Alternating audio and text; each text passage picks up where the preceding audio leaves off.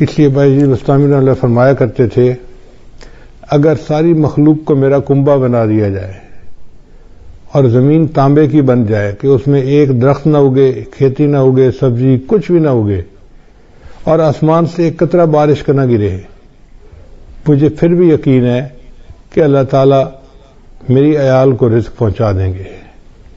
اللہ تعالیٰ وہ ذات ہے جو انسانوں کو، حیوانوں کو، پرندوں کو، چرندوں کو، کیڑے مکوڑوں کو، ہر کسی کو رزق پہنچاتا ہے، حتیٰ کہ بند پتھر کے اندر کچھ کیڑے ہوتے ہیں ان کیڑوں کو بھی اللہ روزی پہنچاتا ہے۔ تو نے پتھر میں کیڑے کو پالا، خشک مٹی سے سبزہ نکالا۔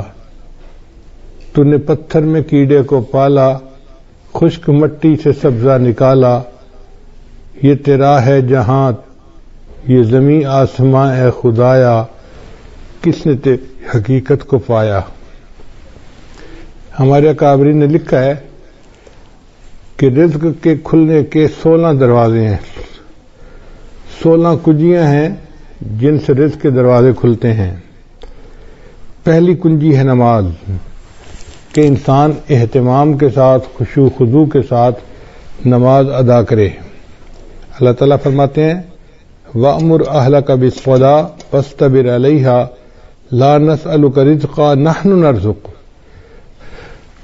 کہ تم نماز ادا کرو، ہم تو اس سے روزی کمانا نہیں چاہتے، روزی تو ہم تمہیں دیں گے، ہماری روزی ہے اللہ کے پاس۔ وَفِي السَّمَاءِ رِزْقُكُمْ، اے میرے بندو تمہارا رزق تو آسمانوں میں ہے، اور اللہ جتنا چاہتے ہیں اتنا اپنے بندوں کو عطا فرما دیتے ہیں۔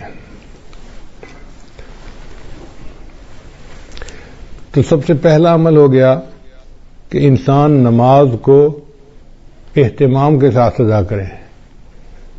آج ہم نماز تو پڑھتے ہیں مگر جیسے مرغا ٹکریں لگا رہا ہوتا ہے، ہم بھی اسی طرح اٹھک بیٹھک کر رہے ہوتے ہیں، دل دماغ کہیں اور پہنچا ہوا ہوتا ہے، جس کی وجہ سے نماز کی برکتیں سامنے نہیں آتی۔ دوسرا رزق کا دروازہ ہے استغفار کی کثرت کرنا۔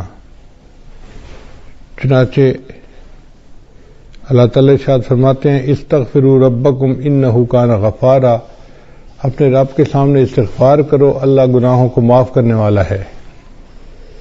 اور حدیث پاک میں آتا ہے من استر من الاستغفار، جو بندہ استغفار کی کثرت کرتا ہے جعل اللہ لہ من کل ہم فرجا، اللہ تعالیٰ اس کے لیے ہر مشکل میں آسانی کر دیتا ہے، ومن ضیق فرجا، اور ہر مشکل کو آسان کر دیتا ہے، ورزقہ من حیث لا یحتسب، اور اسے ایسی طرف سے رزق دیتا ہے کہ جس کا اس کو گمان بھی نہیں ہوتا۔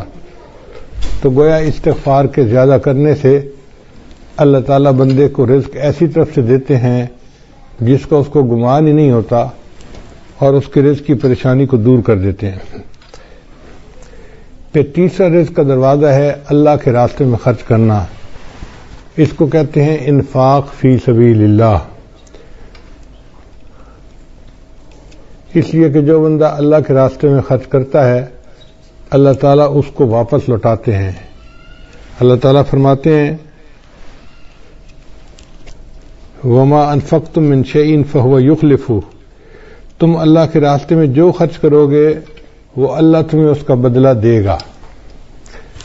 ہم 1 روپیہ خرچ کرتے ہیں، اللہ ہمیں اس کے بدلے 10 عطا فرماتے ہیں، 20 عطا فرماتے ہیں، 70 عطا فرماتے ہیں، حتیٰ کہ کئی مرتبہ 1 کے بدلے 700 عطا فرماتے ہیں۔ لوگ کہتے ہیں جی کہ ہم کہاں سے پیسہ دیں، ہماری تو ضرورتیں پوری نہیں ہوتی۔ بھائی ضروری نہیں کہ انسان لاکھوں دے، جتنا بھی غریب آدمی ہے 5-10 روپے خرچ کرنا تو کوئی مشکل کام نہیں ہوتا۔ تو ہمیں چاہیے کہ ہم مسکینوں پہ، فقیروں میں خرچ کریں، یا مدارس کے جو طلباء ہیں ان کے لیے مطبخ میں خرچ کریں۔ چونکہ ہم اللہ کے راستے میں خرچ کریں گے تو اللہ تعالیٰ اس قرض حسنہ کو واپس لوٹا کر رہیں گے اور کئی گنا کر کے لوٹائیں گے۔ تو دیکھنے میں ہم 1 دے رہے ہوں گے اور دوسری طرف سے 10 ہماری جیب میں واپس آ رہے ہوں گے، مگر یہ نفع کا کاروبار ہر بندے کو کرنا نہیں آتا، لوگ پریشان ہو جاتے ہیں۔ تو پہلا دروازہ تھا نماز کو اہتمام کے ساتھ ادا کرنا، دوسرا دروازہ تھا استغفار کی کثرت کرنا، تیسرا دروازہ تھا کہ اللہ کے راستے میں اپنے مال کو خرچ کرنا، اور چوتھا دروازہ ہے دین کے لیے ہجرت کرنا۔ جیسے بعض لوگ سعودی عرب چلے جاتے ہیں یا ایک شہر سے دوسرے شہر چلے جاتے ہیں تو ان کے کام کاروبار میں برکت آ جاتی ہے، لیکن جن لوگوں کو اللہ نے وطن کی روزی دی ہوئی ہے وہ خوش نصیب ہیں، وہ اللہ کی اس نعمت کا شکر ادا کریں۔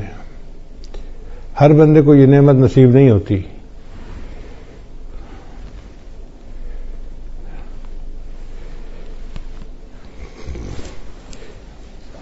پھر چوتھا عمل ہے تقوی اختیار کرنا۔ اللہ تعالیٰ فرماتے ہیں وَلَوْ أَنَّ أَهْلَ الْقُرَىٰ آمَنُوا وَاتَّقَوْا لَفَتَحْنَا عَلَيْهِمْ بَرَكَاتٍ مِّنَ السَّمَاءِ، اگر یہ بستی دیسوں والے ایمان لاتے، تقوی کو اختیار کرتے تو ہم ان کے لیے آسمان سے برکتوں کے دروازے کھول دیتے۔ تو گناہوں سے بچنے پر اللہ تعالیٰ رزق کے دروازوں کو کھول دیتے ہیں، اور آج گناہوں کی وجہ سے رزق کے دروازے بند ہیں اور ہم پریشانیوں کا شکار ہیں۔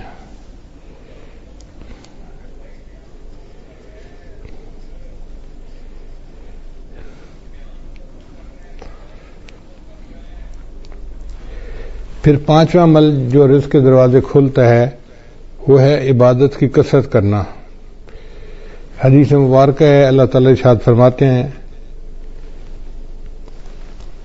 یہ حدیث قدسی ہے، ابن آدم، اے آدم کے بیٹے، تفرغ لعبادتی، میری عبادت کے لیے تو فارغ ہو جا، املا صدرک انی واسد فقرک، املا صدرک غنن، میں تیرے سینے کو غنا سے بھر دوں گا اور تیرے فقر کو ختم کر دوں گا۔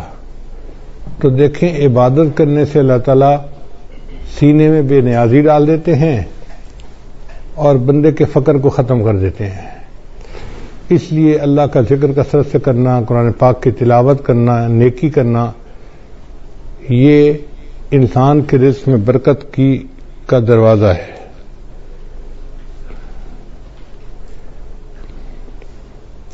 اور اگر تو ایسا نہیں کرے گا تو تیرے ہاتھ کاموں میں الجھا دوں گا اور لوگوں کی طرف تیری محتاجی کو ختم نہیں کروں گا۔ دیکھو کیسی عجیب بات کہی ہے کہ میں تیرے ہاتھ کو کاموں میں الجھا دوں گا، ویسے تو بڑا مصروف نظر آئے گا، یہ کر رہا ہوں، یہ دے رہا ہوں، یہ لے رہا ہوں، یہ فائل آ رہی ہے، یہ جا رہی ہے، یہ آرڈر ہے، یہ فلاں ہے، ہاتھ تیرے کام میں الجھے ہوں گے مگر تیرا فقر ختم نہیں ہوگا، تنگدستی ختم نہیں ہوگی۔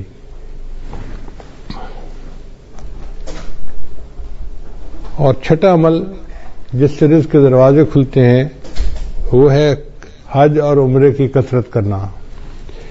اگر اللہ تعالیٰ توفیق دے تو بندے کو چاہیے کہ کثرت سے عمرہ کرے اور بار بار حج کرے۔ دیکھنے میں تو حج اور عمرے پہ انسان پیسہ خرچ کر رہا ہوتا ہے، لیکن حقیقت میں وہی پیسہ اس کے لیے باعث برکت بن کے اس کو واپس اللہ لوٹا رہے ہوتے ہیں۔ چنانچہ نبی علیہ السلام کے پاس جب کوئی بندہ رزق کی شکایت کرتا تھا تو نبی علیہ السلام اسے مشورہ دیتے تھے کہ تم عمرہ کرو۔ عمرہ کر کے جو دعائیں مانگتا تھا تو اللہ تعالیٰ رزق کی پریشانی کو دور فرما دیتے تھے۔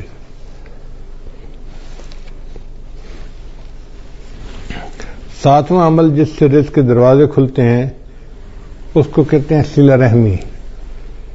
صلہ رحمی کا مطلب یہ ہے کہ جن کے ساتھ خونی رشتے ہوتے ہیں ان کے ساتھ محبت کا تعلق رکھنا، ان کے ساتھ پیار محبت کا ریلیشن رکھنا اور غم خوشی میں ان کے ساتھ رہنا، اس کو صلہ رحمی کہتے ہیں۔ چنانچہ جو بندہ صلہ رحمی کرتا ہے اللہ تعالیٰ اس کو دو نعمتیں عطا فرماتے ہیں۔ حدیث پاک میں ہے من احب ان یزاد فی عمرہ، جو بندہ اس بات کو پسند کرتا ہے کہ اس کی عمر کے اندر زیادتی ہو یعنی لمبی عمر ہو، فیزاد فی رزقہ، اور اس کے رزق میں زیادتی ہو، برکت ہو، فلیصل رحمہ، اس کو چاہیے کہ صلہ رحمی کو زیادہ کرے۔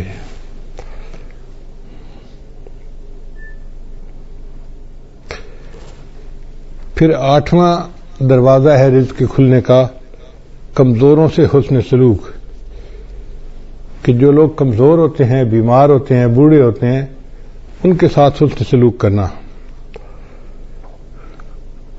حدیث مبارکہ میں آتا ہے کہ تمہیں اپنے کمزور اور ضعیف لوگوں کی وجہ سے نصرت ملتی ہے۔ اللہ تعالیٰ قرآن مجید میں فرماتے ہیں وَلَوْ يُؤَاخِذُ اللَّهُ النَّاسَ بِمَا كَسَبُوا، اگر اللہ تعالیٰ پکڑ لیتا انسانوں کو جو عمل وہ کرتے ہیں، مَا تَرَكَ عَلَى ظَهْرِهَا مِن دَابَّةٍ، تو زمین کی سطح کے اوپر کوئی ایک بھی جاندار باقی نہ بچتا۔ اگر اللہ پکڑنے پہ آتا نا جو تم اعمال کرتے ہو، تو کوئی انسان نہ بچتا، کوئی جانور نہ بچتا، زمین کے اوپر کچھ بچتا ہی نہ۔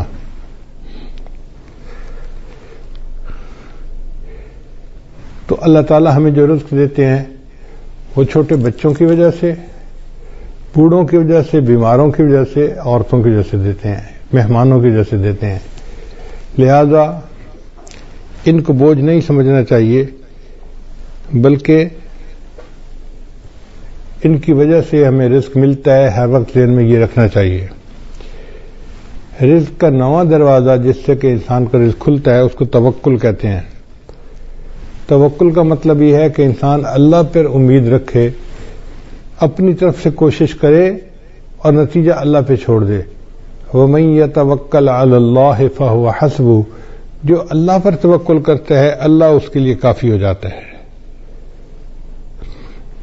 حدیث مبارکہ میں آئے لو انکم توکلون علی اللہ حق توکلہ، اگر تم توکل کرتے جیسے کہ اللہ پہ توکل کرنی چاہیے،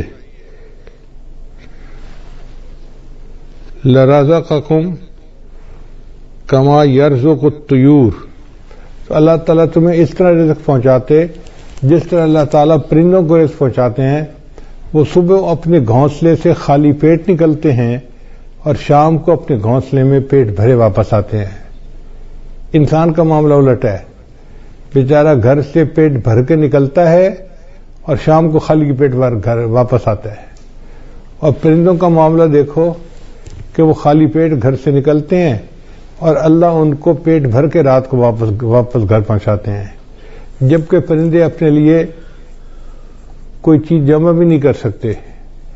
کوئی پرندہ آپ نے ایسا نہیں دیکھا ہوگا جو سال کی روزی جمع کر لے، انسان جمع بھی کر لیتا ہے، پھر اس کا یہ حال ہے۔ اور پھر جانوروں کا رزق بھی بہت ہوتا ہے۔ آپ اگر غور کریں تو ایک ہاتھی دن میں کتنا چارہ کھاتا ہوگا؟ ہمارے حساب سے منوں کے حساب سے، ٹنوں کے حساب سے کھاتا ہوگا۔ اس کا وزن ہی اتنا ہے، اور ہم نے جہاں بھی جنگل میں ہاتھی دیکھا اس کو ہر وقت چرتے ہوئے دیکھا۔ تو جو ٹنوں کے حساب سے کھانا کھاتے ہیں ان کے پیٹ اللہ بھر دیتے ہیں، اور انسان بیچارہ کتنا کھا لیتا ہے؟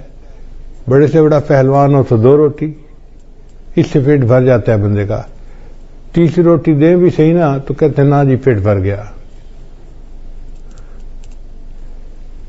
تو ہمارا پیٹ بھی چھوٹا ہے اور ہم گھر سے پیٹ بھرے نکلتے ہیں اور رات کو خالی پیٹ واپس آتے ہیں۔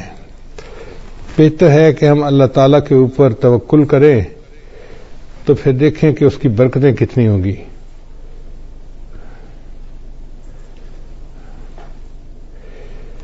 پھر 10واں دروازہ ہے انسان نعمتوں کا شکر ادا کرے۔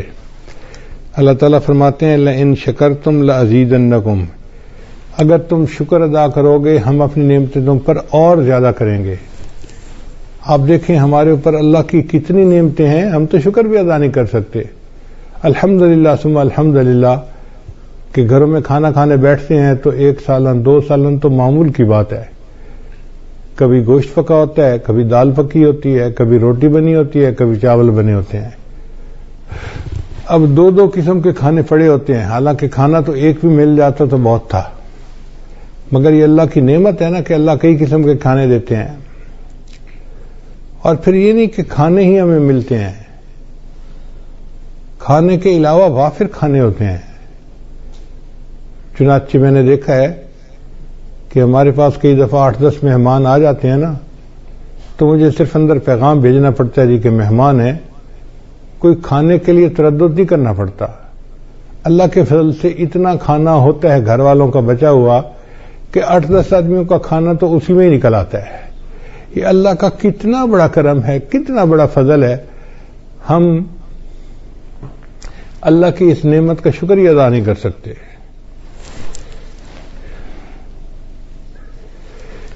ابن عطا اسکندری رحمۃ اللہ فرمایا کرتے تھے، ملم یشکر النعمہ فقد تعرض لزوالہا، کہ جس نے نعمت کا شکر ادا نہیں کیا اس نے نعمت کو زوال کے لیے پیش کر دیا کہ اللہ مجھے یہ نعمت نہیں چاہیے. ومن شکرہا، اور جس نے نعمت کا شکر ادا کیا، فقد قید بعقالہا، اس نے نعمت کو نکیل کے ذریعے سے پکڑ لیا، باندھ لیا اپنے پاس. یعنی جو نعمت ملتی ہے اور بندہ اس کے اوپر شکر ادا کرتا ہے، پھر وہ نعمت اللہ اس سے واپس نہیں لیتے بلکہ اس نعمت میں اور برکت عطا فرما دیتے ہیں. پھر 11واں دروازہ کہ جب بھی مرد اپنے گھر میں داخل ہو مسکراتے چہرے کے ساتھ داخل ہو اور اہل خانہ کو سلام کرے. حدیث مبارکہ میں ہے، سیدہ صدیقہ نے فرماتی ہیں کہ نبی صاحب جب بھی گھر تشریف لاتے تھے تو مسکراتے چہرے کے ساتھ آتے تھے اور اہل خانہ کو سلام کیا کرتے تھے. یہ اہل خانہ کو سلام کرنا رزق کی برکت کا ذریعہ ہے. چنانچہ حدیث پاک میں ہے، ثلاثۃ کلہم ضامن اللہ، 3 بندے ہیں جن کا اللہ کے اوپر ضمانت ہے، یعنی اللہ ان کو رزق پہنچاتا ہے. ان عاش رزقا، اگر وہ زندہ رہے گا تو اللہ روزی عطا فرمائے گا، وکفا، اور روزی ان کے لیے کافی ہوگی. وَإِن مَاتَ، اور اگر وہ مر جائے گا، داخل الجنہ، تو جنت میں اللہ ان کو داخل کر دے گا. یہ کون 3 بندے ہیں؟ ان میں سے ایک بندہ ہے رجل، وہ بندہ داخلہ بیتہ، جو اپنے گھر کے اندر داخل ہو بسلام، اور گھر والوں کو سلام کرے، فہو ضامن اللہ، وہ اللہ کے ضمانت میں آ جاتا ہے. اب یہ کتنا آسان کام ہے، مگر بہت سارے لوگ ہیں جو گھروں میں داخل ہوتے ہیں تو ان کو سلام کرنا یاد ہی نہیں ہوتا، بس باتوں میں لگ جاتے ہیں. مسکرائیں گے، بیوی سے پوچھیں گے تیرا کیا حال ہے، بچوں سے پوچھیں گے تم کیسے ہو، مگر سلام کرنا ان کو یاد نہیں ہوتا. پھر 12واں عمل والدین کی فرمانبرداری. چنانچہ ہمارے بزرگوں نے لکھا ہے کہ 5 چیزوں سے رزق میں برکت ہوتی ہے. ایک، جو بندہ صدقہ فرمدامت کرے، دوسرا صلہ رحمی کرے، تیسرا جہاد کرے، چوتھا ہمیشہ باوضو رکھے، اور 5واں والدین کی فرمانبرداری کرے. والدین کے فرمانبردار کو اللہ تعالیٰ رزق کی پریشانی میں نہیں ڈالتے، اس لیے ان کی خدمت کر کے ان کی دعائیں لینی چاہیے تاکہ اللہ تعالیٰ کی طرف سے برکتیں اور رحمتیں شامل حال ہو جائیں. 13واں دروازہ رزق کا ہے دوام طہارہ، یعنی مستقل وضو کی زندگی گزارنا. اگر انسان عادت بنا لے تو وہ باوضو ہر وقت رہ سکتا ہے. جیسے ہمیں ہر وقت بے وضو رہنے کی عادت ہے، اس کو بدل لیں تو ہر وقت باوضو رہنے کی عادت ہو جائے گی. جب وضو ٹوٹے دوبارہ پھر وضو کر لیں. ہمارے اسی شہر میں ایک جگہ ایک گھرانہ ہے جو امام ربانی مجدد ثانی رحمۃ اللہ کے اولاد میں سے ہیں. تو بہت سال پہلے کی بات ہے، کوئی 30 سال پہلے کی بات ہے، مجھے خیال آیا کہ جا کے ان سے صرف اللہ کے لیے ملاقات کروں. تو میں ان کے ہاں گیا، ملاقات ہوئی. ہم جب پہنچے تو بس مغرب کے وقت میں کوئی 5 ہی منٹ باقی تھے. سلام دعا ہوئی. انہوں نے کہا جی کہ یہاں سے مسجد دور ہے تو ہمیں گھر میں ہی نماز پڑھنی پڑے گی. ہم نے کہا ٹھیک ہے. ان کے بچے گراؤنڈ کے اندر فٹ بال کھیل رہے تھے، کوئی 10-12 بچے ہوں گے چھوٹے بڑے. خوب ہنگامہ تھا، جیسے 2 ٹیموں کا میچ ہو رہا ہوتا ہے. لو جی ہم کھڑے ہو گئے مصلی پہ جماعت کے لیے. انہوں نے آواز دی بچوں کو، بچوں نماز کا وقت ہو گیا ہے. سارے بچے گراؤنڈ سے بھاگتے ہوئے آئے اور صف میں آ کے کھڑے ہو گئے. اب جب ہم نے نماز ادا کی تو مجھے بڑی حیرت ہوئی کہ کیا سب بچوں کا وضو تھا یا کچھ بچوں نے بے وضوئی نماز پڑھ لی. تو میں نے ان سے سوال پوچھا کہ جی بچے کسی کو وضو تو نہیں کرتے میں نے دیکھا. تو وہ مسکرائے اور کہنے لگے کہ جی ہمارے خاندان میں بچوں کو یہ تربیت دی جاتی ہے کہ تم نے پوری زندگی باوضو گزارنی ہے. ہمارے گھر کے چھوٹے بڑے جس بندے کو آپ دیکھیں گے جب بھی دیکھیں گے ہمیشہ باوضو دیکھیں گے. اگر وضو ٹوٹے گا تو دوبارہ اسی وقت وہ پھر وضو کر لیں گے. تو اگر ایسے خاندان آج بھی دنیا میں موجود ہیں کہ جن کے گھر کا ہر چھوٹا بڑا بندہ مرد عورت ہر وقت باوضو رہتے ہیں تو پھر اللہ ان کی رزق میں بھی برکت عطا فرما دیتے ہیں. پھر 12واں عمل ہے 14واں عمل ہے چاشت کی نماز پڑھنا. چاشت کی نماز ہوتی ہے دن کے 10 بجے 11 بجے جب ذرا سورج طلوع ہو جاتا ہے اور پاؤں جلنے لگ جاتے ہیں گرمیوں میں تو اس کو صلاۃ الضحیٰ کہتے ہیں, چاشت کی نماز کہتے ہیں. یہ وہ ٹائم ہوتا ہے جب اکثر مرد اپنے دفتروں میں چلے جاتے ہیں یا کھیتوں میں چلے جاتے ہیں یا اپنے کاروباروں میں چلے جاتے ہیں. اس وقت جو عورتیں اپنے خامدوں کو کاروبار پہ بھیج کے پیچھے مصلے پہ بیٹھتی ہیں اور نفل پڑھتی ہیں اس میں اللہ نے رزق کی برکت رکھی ہے. اب کتنی عورتیں ہیں جو رزق میں کمی کے شکوے تو کرتی ہیں لیکن وہ چاشت کی نماز نہیں پڑھتی کہ محنت کرنے کے لیے تو میرا خامد نکل گیا, پسینہ تو وہ بہائے گا. اب اللہ کرے کہ اس کے رزق میں برکت ہو جائے اور ہمیں اللہ تعالیٰ رزق میں آسانی فرما دے. تو یہ نماز پابندی کے ساتھ پڑھنے کی ضرورت ہے. ہمارے بزرگوں نے لکھا ہے کہ جو بندہ چاشت کے وقت نماز نہ پڑھ سکتا ہو دفتر کی وجہ سے یا کاروبار کی وجہ سے یا دکان کی وجہ سے, اس کو چاہیے کہ سورج نکلنے کے چند منٹ بعد جو اشراق کی نماز پڑھتے ہیں تو 2 رکعت اشراق کی نیت سے پڑھ لے اور 2 رکعت چاشت کی نیت سے اسی وقت پڑھ لے تو اس کی چاشت کی نماز ہو جائے گی. تو معمول بنا لینا چاہیے کہ چاشت کی نماز دفتر جانے سے پہلے پڑھ کے ہی جائیں.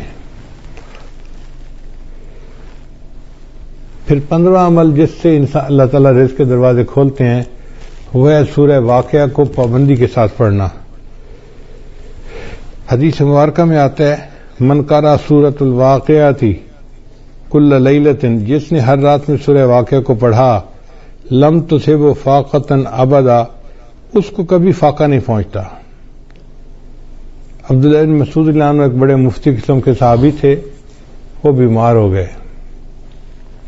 حضرت عثمان غنی امیر المومنین تھے, وہ ان کو ملنے کے لیے آئے. اللہ تعالی نے عثمان غنی رضی اللہ عنہ کو مال پیسہ بھی بہت دیا تھا تو انہوں نے بات چھیڑی اور بات کرتے ہوئے کہا کہ عبداللہ بن مسعود آپ کی بیٹیاں ہی بیٹیاں ہیں, بیٹا کوئی نہیں, تو میرا دل چاہتا ہے کہ میں آپ کو بہت سارا مال ہدیہ دے دوں. یعنی میں اپنی طرف سے بتا رہا ہوں کہ جیسے میں آپ کو 5 لاکھ دینار یا درہم ہدیہ دینا چاہتا ہوں. تو انہوں نے انکار کر دیا, نہیں مجھے نہیں چاہیے. تو عثمان غنی اللہ نے فرمایا کہ آپ کی بیٹیاں ہیں, آپ کو تو پیسے کی ضرورت ہے. ان کا بیٹیاں تو ہیں مگر میں نے اپنی سب بیٹیوں کو سورہ واقعہ یاد کروا دی ہے اور میں نے ان کو بتا دیا ہے کہ مغرب کے بعد سورہ واقعہ پڑھ لیا کرو. نبی علیہ السلام نے فرمایا جو بندہ ہر رات میں سورہ واقعہ پڑھ لیتا ہے اللہ اس کو فاقے سے محفوظ فرما لیتے ہیں. یعنی ان صحابہ کا اتنا یقین پکا تھا کہ انہوں نے 4-5 لاکھ ریال ہدیہ لینے کے بجائے سورہ واقعہ کے اوپر زیادہ جو ہے نا بھروسہ کیا کہ اللہ تعالیٰ میری بچیوں کو فاقے سے بچائے گا. پھر 16واں عمل ہے دعا کرنا. تو ہمیں چاہیے کہ ہم رزق کی برکت کے لیے دعا بھی کریں. جیسے آج کی رات قبولیت دعا کی رات ہے اور اب سے لے کے جو آگے وقت آ رہا ہے یہ سب قبولیت دعا کا وقت ہے. یہ رزق کی جو فہرستیں ہیں یہ اب سے بننا شروع ہوتی ہیں اور یہ بنتی رہتی ہیں بنتی رہتی ہیں بنتی رہتی ہیں حتیٰ کہ 27 رمضان مبارک کو یہ فہرستیں اللہ تعالیٰ فرشتوں کو ہینڈ اوور کر دیتے ہیں ایگزیکیوشن کے لیے, عمل درآمد کے لیے. تو ہمارے پاس آج کی رات سے لے کے 27 رمضان تک کا وقت ہے. اس دوران ہم اللہ کو منائیں, اس کے سامنے روئیں, اس سے رزق مانگیں, اس سے صحت مانگیں, جو مانگنا ہے مانگیں. اللہ کے در میں کسی چیز کی کمی نہیں. جتنا مانگیں گے اللہ اتنا عطا فرمائیں گے، حتیٰ کہ 27 رمضان کو یہ لسٹ فائنل ہو جائیں گی، اور اسی میں یہ بھی فیصلہ ہوگا کہ اگلے سال کس نے زندہ رہنا ہے اور کس بندے نے مرنا ہے. زندگی اور موت کے فیصلے بھی اس بجٹ میں شامل ہیں، جیسے رزق کے فیصلے شامل ہیں. تو ہم اللہ تعالیٰ سے دعا مانگیں آج رات بھی اور آئندہ بھی. ہم ابھی سے رمضان کی تیاری کریں اور ذہنی طور پہ ہم عبادت کرنے کے لیے تیار ہو جائیں اور اللہ کو منانے کے لیے تیار ہو جائیں. خوب دعائیں مانگیں. اگر باجماعت تراویح مسجد میں نہیں پڑھ سکتے تو گھر میں تو پڑھ سکتے ہیں نا. مسجدوں کی عمارتیں بند ہوئی ہیں، اعمال بند نہیں ہوئے. اعمال تو ہم کر سکتے ہیں، تو ہم تلاوت کریں، نمازیں پڑھیں، گھر کے اندر مجالس کریں اور اللہ تعالیٰ سے دعائیں کریں خوب ڈٹ کے. جتنا مانگیں گے اتنا ہی اللہ تعالیٰ ہمیں عطا فرما دیں گے.